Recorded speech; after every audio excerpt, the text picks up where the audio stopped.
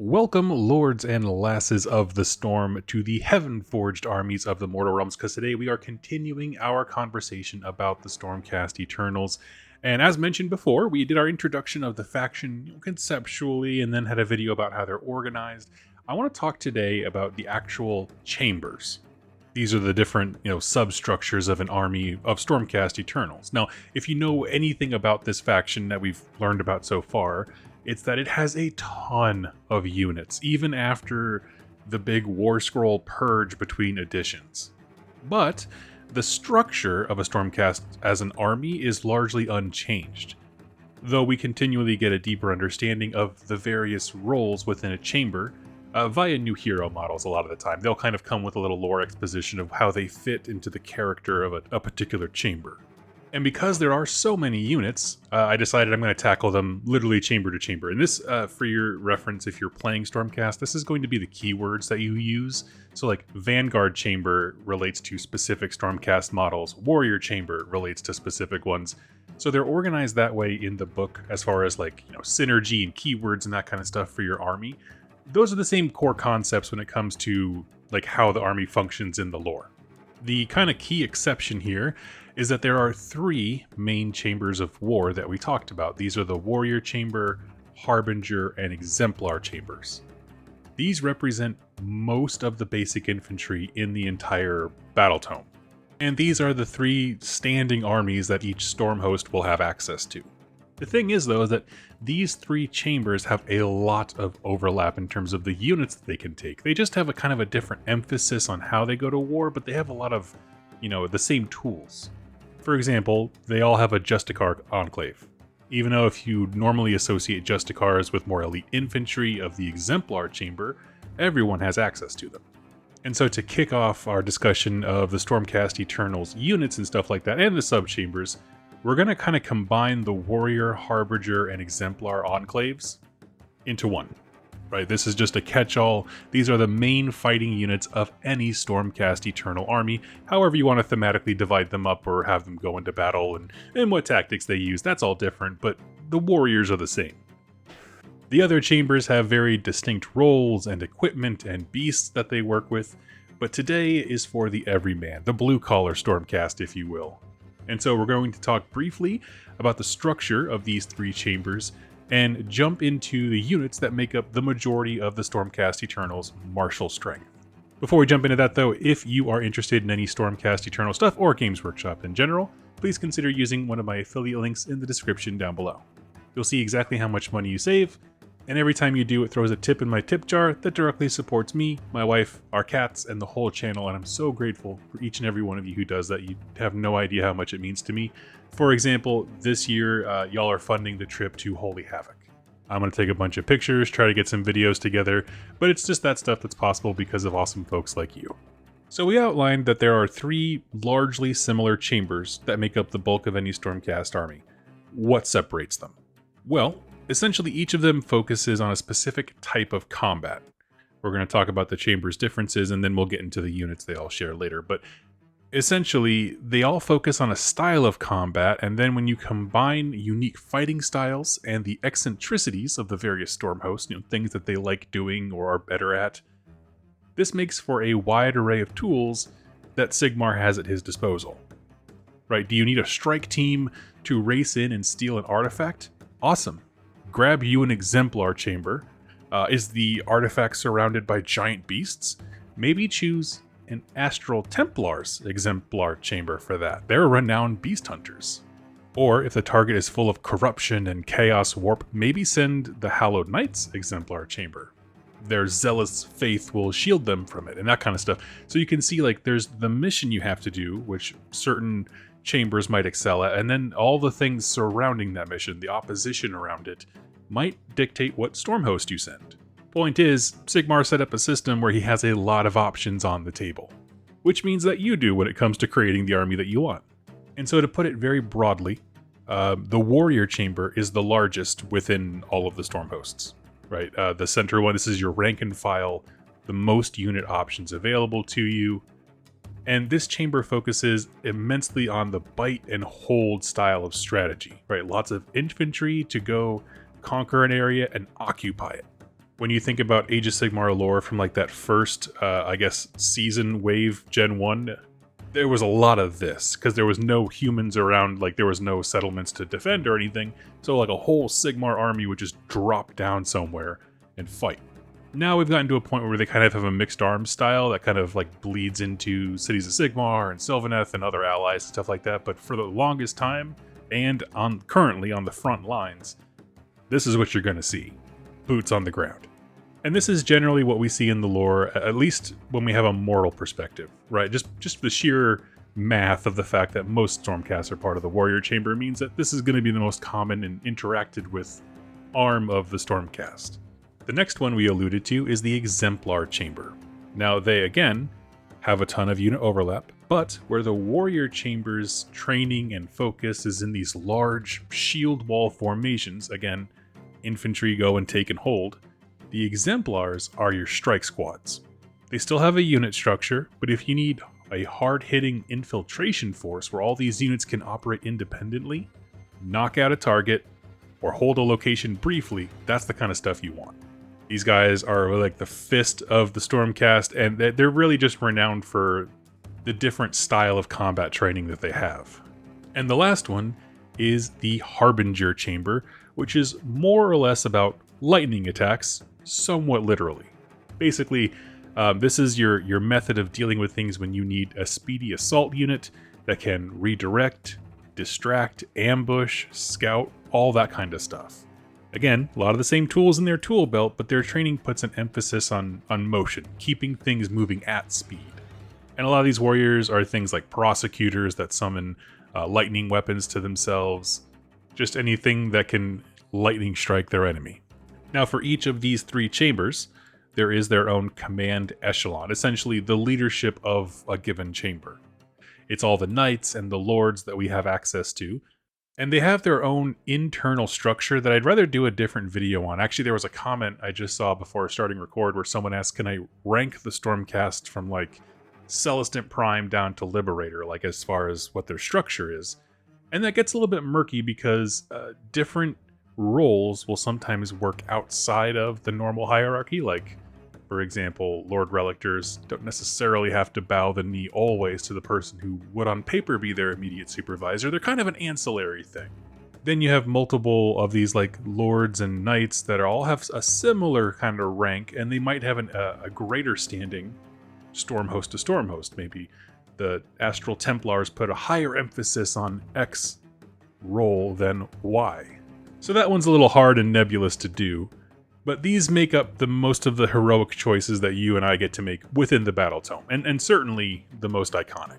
For example, Gardas Steelsoul, Vandus Hammerhand, these are Lord Celestants that have always been in the book. This is your basic captain kind of archetype. That's where these characters would fit in, the command echelon of a given chamber. Now, with all that said, we're going to start talking about the various units, and bear with me on this one. It's going to be a long one. There are a lot of entries here, with not an immense amount of literature about them individually, but what I want to do is hit on the unique role that each unit fills, along with any fun facts. So they're going to be pretty quick, rapid fire, but I'm just highlighting the things that, quite frankly, make them interesting. A cool thing that when you bring your models out of the case, you go, that guy rocks. Because honestly, I think that's all that really matters. If you're a competitive gamer, who cares what they do in the lore? And if you want to narratively build your army or your stormhost, what leaders you bring to the table reflect your army's general in a direct lore sense. So we're going to talk about the lore, and we're jumping in. Kicking it off with the Lord Celestant. One of these guys will lead each one of the frontline chambers of Stormhosts. These are the leaders on the ground. Your basic officer, with a few hierarchy distinctions to make them have a few ranks internally. And quite frankly, this is often the character that we, as readers of the lore and players of the game, often take the point of view as. I mean, just most books are about a Lord Celestant or an equivalent leadership role in a different chamber. It's also one of the most ubiquitous hero models that the Stormcasts have had access to since day one. And these are the characters that have to lead their troops into war, respond in real time to the tides of battle, and lead their forces to victory. It's a super grim task. It requires an immense amount of will and confidence, Because you always know that you are leading people to the worst death ever, and that their reward for that is to then be reforged so that you can lead them to their worst death ever all over again. Like, it's pretty grim.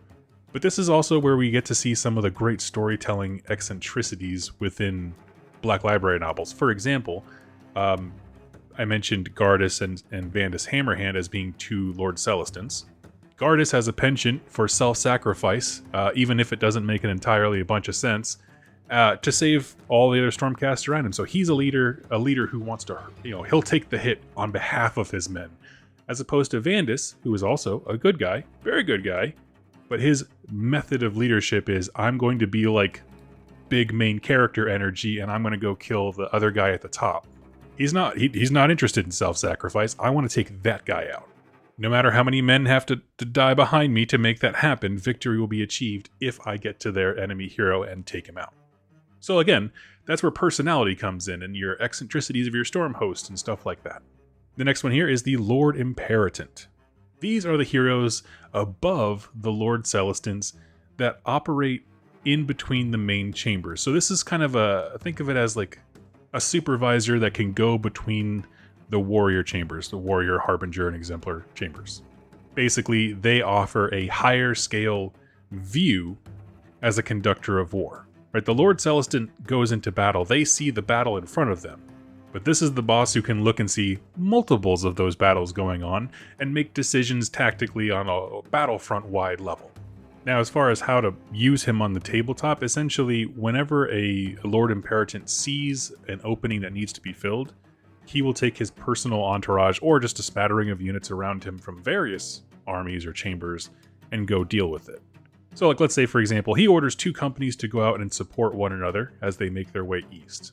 And he notices that an enemy is kind of starting to make a little divide between the 2 armies, kind of separate them a little bit, maybe get in their flanks. He could rouse his own little micro army, go and deal with that threat, and that way the armies he's already given orders to never have to worry about it. Again, that's kind of what that higher level perspective offers him the ability to do. Or he can, call in reinforcements down from the heavens and send them there. Again, it's all his viewpoint, whatever he deems necessary. Then there are the Lord and Knight Relictors. Filling the spiritual needs of the army are the Relictors of all different levels. Essentially, they are priests that are tasked with ensuring that the Stormcast Eternals don't have errors in their reforging, and to act as sort of a guiding force for the entire army. Generally speaking, Relictors are recruited from people that had a connection to death magics in their past, whether that's maybe they lived in Shyish and practiced ancestor worship if they were part of death cults, not inherently evil ones. But we have Black Library books where, like, the dead would live amongst the living in Shyish. You also have shamans, mystics, all that kind of stuff. And if you were one of these Stormcast Eternals who had to die over and over and over again, you probably need some spiritual guidance as well, someone to keep you motivated. Now, for the longest time, it was just the Lord Relictor. But with the advent of the Dawnbringer Crusades, the lower echelon of their order, the Knights, have been out alongside with Crusades, providing the same guidance and leadership that their lords do, but they're, in my opinion, more conducive to working with mortals, right? Your lords are going to be there at the big, impactful mega battles, where you need someone who can bring a force of Sigmar to the battlefield. The Knights are really, really useful for being part of like an escort service to get the cities of Sigmar where they need to be, maybe establish a beachhead, specific missions, but like they don't bring the same power level that a lord does, despite doing the same job. Next is the Knight Arcanum. Originally debuted in Soul Wars with the Sacrosanct Chamber, along with their Lord versions, the Lord Arcanums. But since Sigmar has recalled the Sacrosanct Chamber, at least in the books, there was a very real need that they needed to fill. The Stormcast Eternals needed magic. That was the big thing the Sacrosanct Chamber brought, was arcane knowledge down to the basic battlefield level of Stormcast. But pulling them all away would leave a massive gulf in the army line. So the lords went back to Azir, and the Knights Arcanum stayed. And they were formally built into the leadership echelons of the various chambers.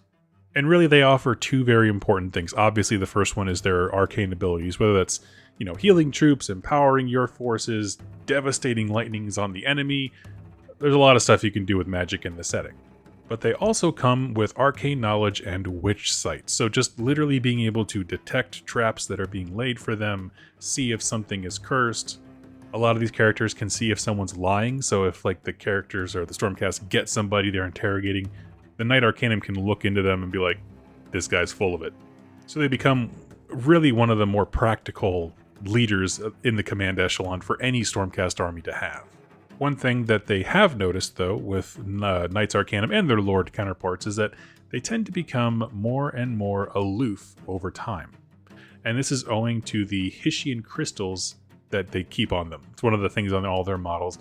Basically, it's supposed to aid you in perfect recall, but at the cost of making it hard to kind of keep your mind in the present. You're kind of out there thinking deep thoughts all the time.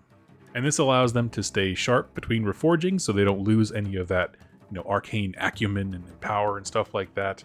But it also means as individual characters, these guys are weird. They're very off-putting to other Stormcast. They're so useful, but they're awkward.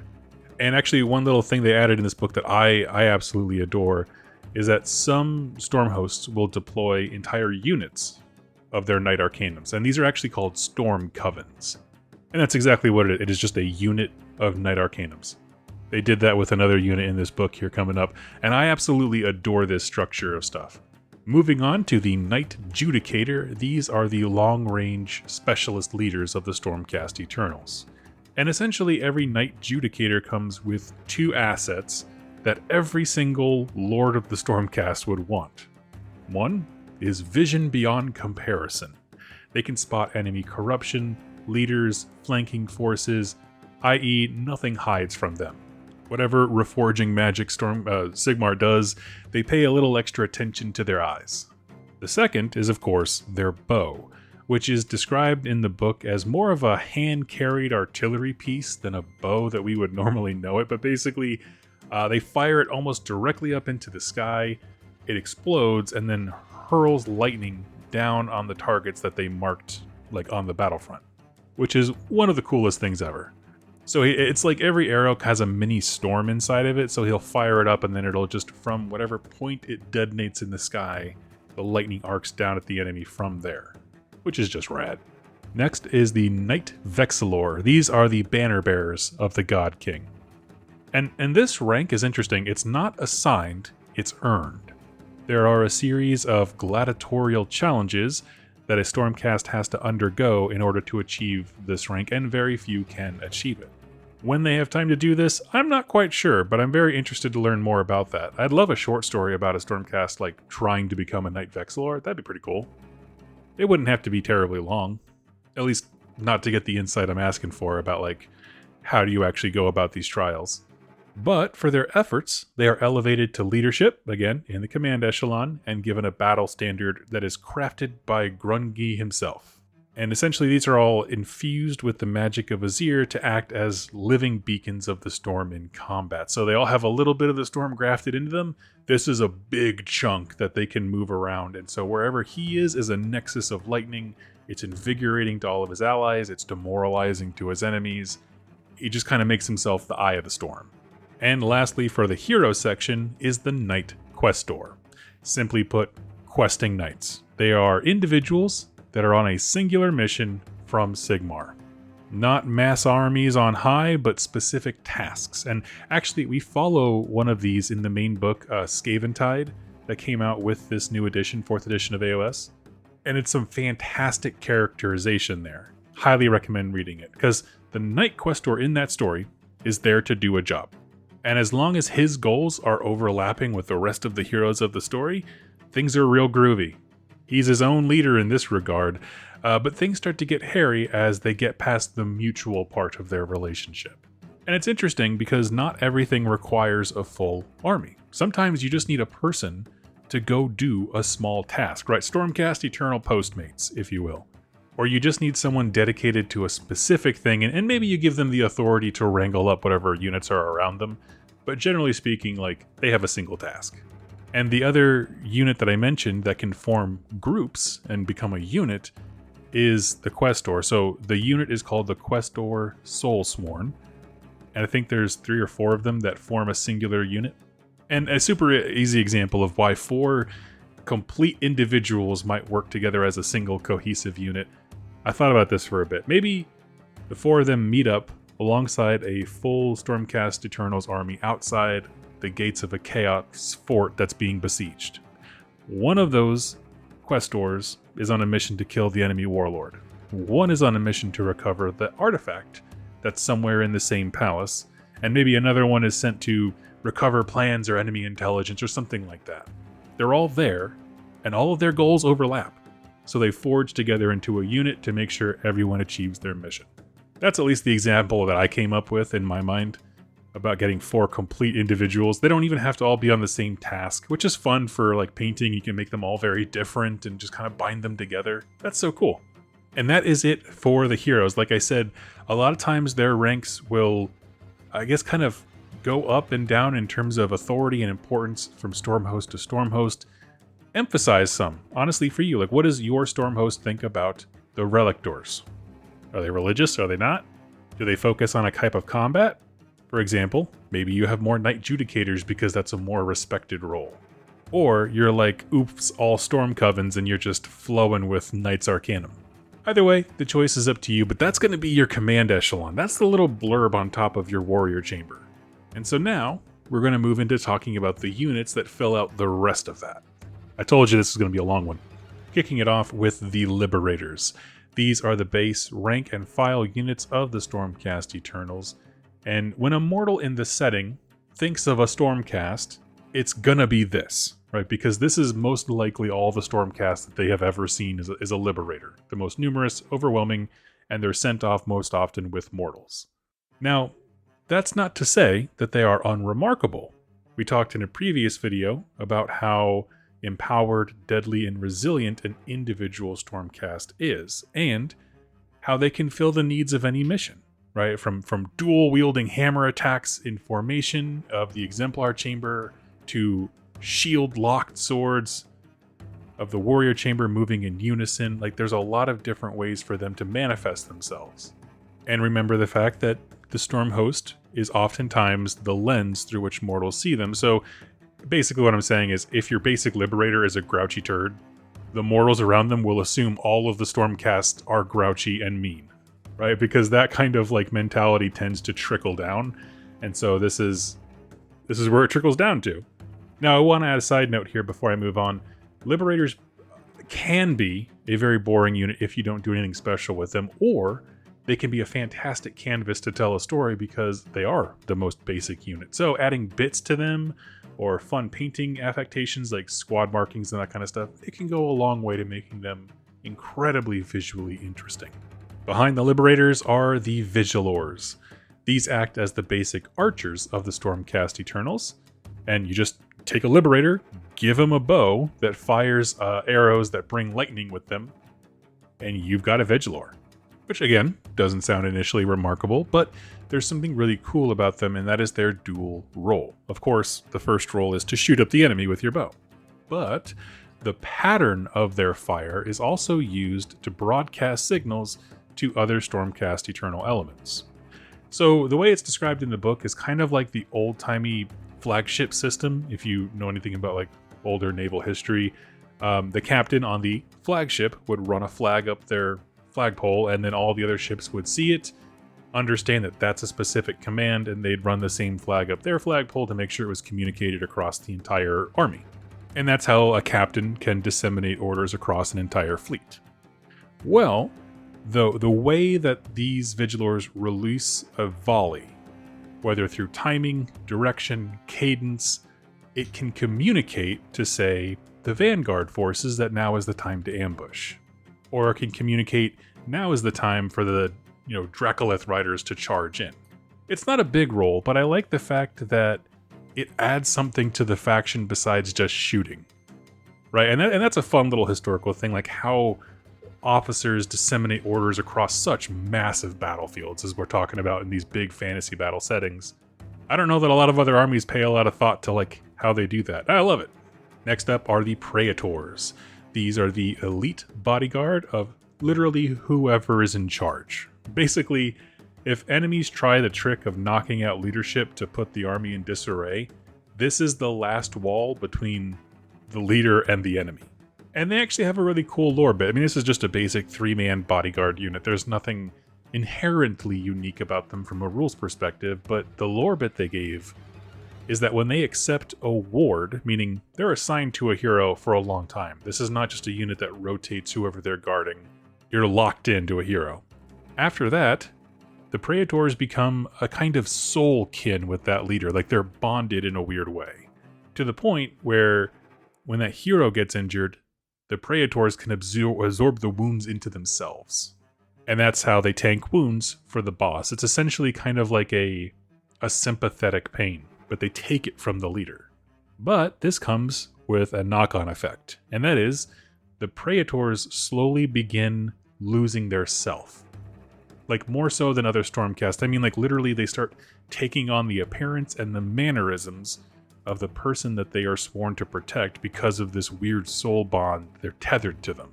So imagine if Gardas one day wakes up and is like, I need to go blow myself up and stop this, I don't know, warp chaos gate or something like that, like he does in every story. He blows himself up on a Tuesday.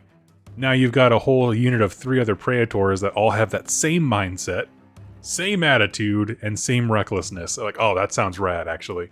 Just because they've been bonded to him for so long. I'm making that up. There's no Praetors officially assigned in the lore to Gardas, but it's that kind of idea. Next up is a new unit that I was excited for, the Stormstrike Palladors. And it's a new unit, but it's also kind of a reimagining of one we've already had. See, before this, the Vanguard Chamber had their own staple of Palladors. Essentially, lightning knights that could come in on cavalry and just mess things up for them. But where they are focused more on supernatural speed, their utility as cavalry was observed. So, later on, some were reassigned from just being exclusive to the Vanguard Chamber and became a permanent fixture of the main chambers. Hyper-aggressive melee shock cavalry. They lost some of the crazy, insane movement abilities that the Vanguard Chamber Palladors have, but instead they gain themselves a lot more, I guess, substance, I would say, on the battlefield. They're typically held in reserve until the tide of battle requires them to burst out for a lightning assault, and this can be used to cripple the enemy after a counterattack or snipe out heroes, whatever you need them to do, but more of a late game, you keep this bullet in the chamber just in case later. Next is the Stormstrike Chariot, and truly one of my favorite models in the entire Stormcast range. The design for the chariot, and I really adore this little bit of lore, it initially began as a piece of training equipment. Like, in some of these training gladiatorial pits they have for the Stormcast, Liberators would need to train their defensive formations against large targets with momentum. Right? Imagine if a Hell Pit abomination crashes in, you want to have some training for when a large thing crashes into your line. And so, this piece of training equipment was just a giant chariot that they could crash into their own guys to give them a sense as to what it's like to be hit real hard, which I thought was hilarious. But after a bit of, we'll say, creativity, Sigmar got the idea to enlist Grugni, and they kind of souped up the initial design of these chariots in a few different ways. First off, they made it so that they could ride the lightning, which immediately makes it widely available for all stormhosts. Like, off the factory line, this thing can be arced down to the mortal realms, and a new army can have it almost immediately. Because prior to this, if they wanted to use the training chariots, they would have to literally ride them to the places. And the second thing that they did was they added kind of a weird generator to it. So essentially, as the chariot moves, it builds up power and speed that it can launch into combat with and make it much more deadly on the charge. It's just basically hyper efficiently using momentum and lightning attacks and this kind of stuff to propel this thing as far forward as possible. And really, it's proven a highly effective force multiplier and flanking unit for the Angelos conclaves. Again, where speed is everything. Next up are the Vanquishers. Given the least amount of dedicated lore in this battle tome, in my opinion, these are basically the chosen from the Liberator ranks. And the only prerequisite to being one is that you are angry. And so they give the maddest people a big sword with a sliver of azurite, the actual realm stone, in it, and then just send them off into battle to work out their issues on Skaven or whatever comes in their way. Because even for the God King, this is cheaper than therapy. And that's it. That's literally all they have about, about the Vanquishers. I kind of laughed out loud when I read that. Next up are the Vindictors. And these take up the role of defensive specialists, and they're kind of like the alternate arm of the Liberator. Think of them as like Stormcast that really, really leaned heavily into formation fighting. So while yes, Liberators can shield wall up and move forward, this is the role that stands right behind them and as like ready for an opponent's counterattack. So defensive specialists, more so than just having a defensive option. Their shields are always locked, and they kind of form a bulwark that basically is meant to meet the challenge of anything that tries to go near the Stormcast heroes. They could also fill in gaps between formations to make sure no one gets flanked. So if we're in a large enough battlefield, you imagine, maybe 2 or 3 large squads of Liberators all ranked up and have their shields locked and stuff like that, and they're moving forward. There could easily be Vindictors in between those units, making sure that nothing infiltrates in the flanks. In this way, when the army encounters something that the Liberators can't stop, they'll also act as sort of like a second wall, a second safety valve to keep things at bay. And lastly, our last unit for the Warrior Chambers here are the Annihilators, and they act as the heaviest of heavy base troop types in this army. They are formed from the Paladin conclaves, and each one of them, unanimously, is a massive fighter, right? They're clad in the thickest armor available, and they are here to burst through enemies that are slowing down the battle, right? So in that same example of something hits the Liberator line that makes them kind of bow back, maybe the Vindictors can hold them at bay, but something's got to pierce through this enemy. You're going to arc down some Annihilators. They're going to come down, and then when the lightning hits the ground, it is going to split and move horizontally directly into the enemy. And that is essentially the way that their charge ability is written in the lore, is that it's not so much them landing and then charging, it's that the lightning does a full right angle when it hits the ground and then hits the enemy and becomes an Annihilator mid-swing of his fist or something. It's pretty cool. Now, let's end this video like I end all of them. It's been a long one with why is this cool? Well, we've talked about a lot. I tried to inject the things that I thought were most interesting in the units as we went. I do want to point out here at the end, I love the idea of Storm Covens and the Questor Soulsworn as units. GW, please do this more. We have so many unique small heroes that on their own are kind of crappy. Like, they just died too easy. But if you group them together and they have like some staying power, if a unit of 5 wizards that are all just schmoes all have collectively 15 wounds, yeah, a wizard might survive long enough to actually deliver a cool spell. Right now, those kind of really, really tiny minor heroes, they just get knocked off the board so quickly. So I kind of see it as both like a gameplay concession of like, this is why this works, but also just for you and I as consumers and players, some of the coolest models are individual small heroes. There have been so many cool different types of sculpts for Knights Arcanum, Knights Questor. I'm sure there's other kinds of like one-off Stormhost heroes you can use as them.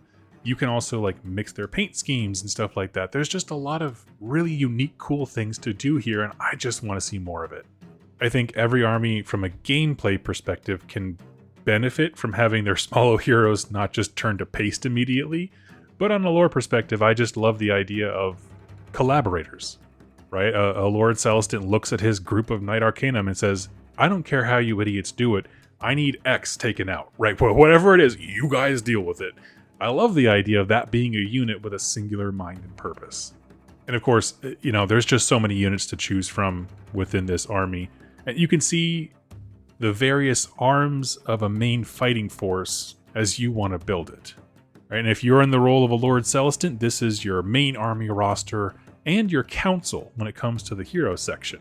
When you're given a mission from, say, a Lord Imperatant, you will assemble an army from these conclaves. You're going to select leaders, which may include yourself, of course, or you can offset it to a subordinate, and you'll get to it.